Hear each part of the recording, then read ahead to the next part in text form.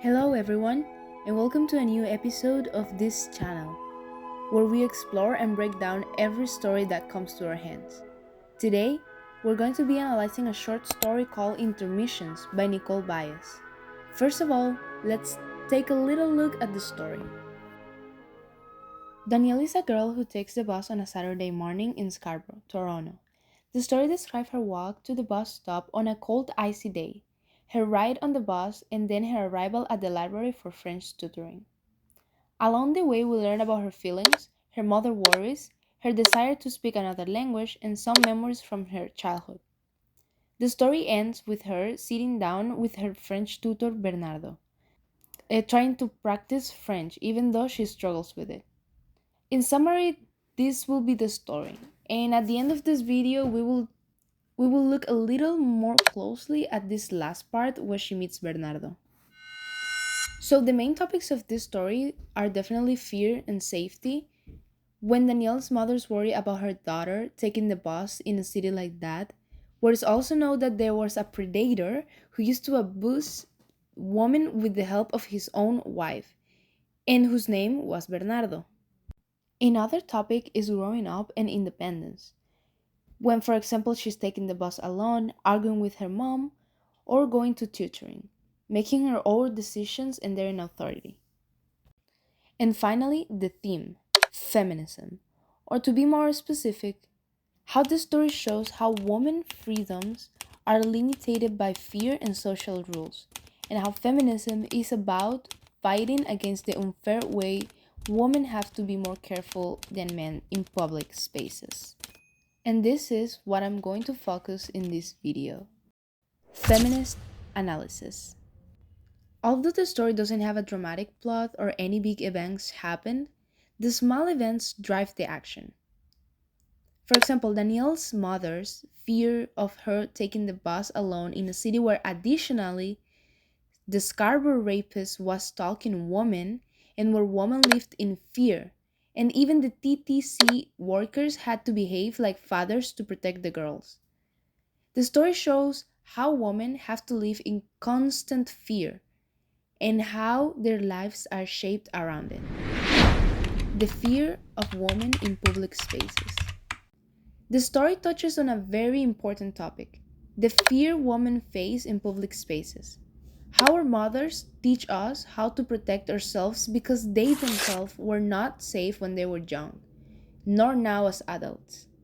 In the story, it says, her mother didn't want her to take the bus because she thought it wasn't safe and always said, "It makes me nervous you taking that bus into Scarborough." This is evidence of how one generation's experience affects the next.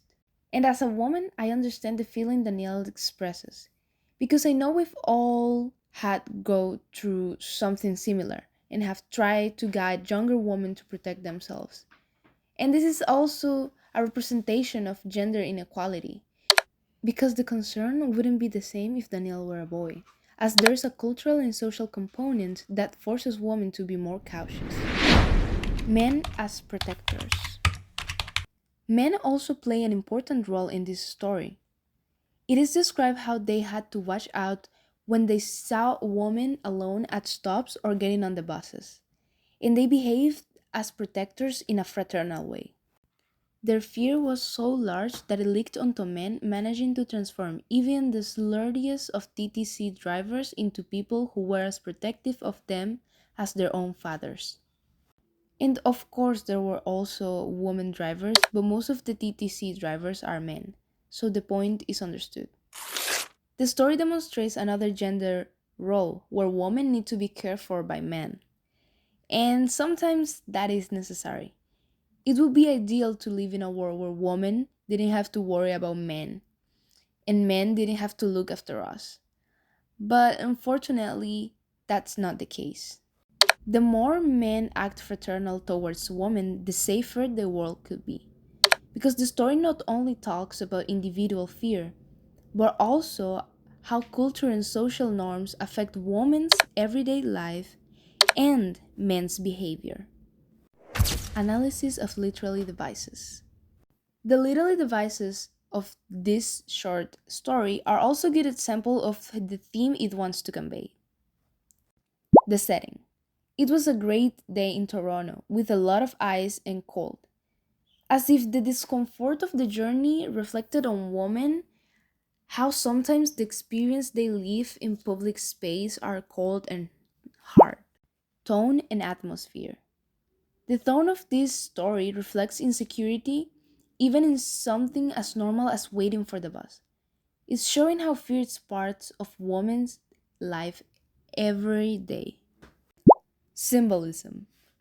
The intersections represent the crossings between fear and freedom, safety and danger, childhood and adulthood. Things that are everyone, but especially women, have to face at least once in their lives. Taking the bus for the first time was liberating for Danielle because she was feeling independent.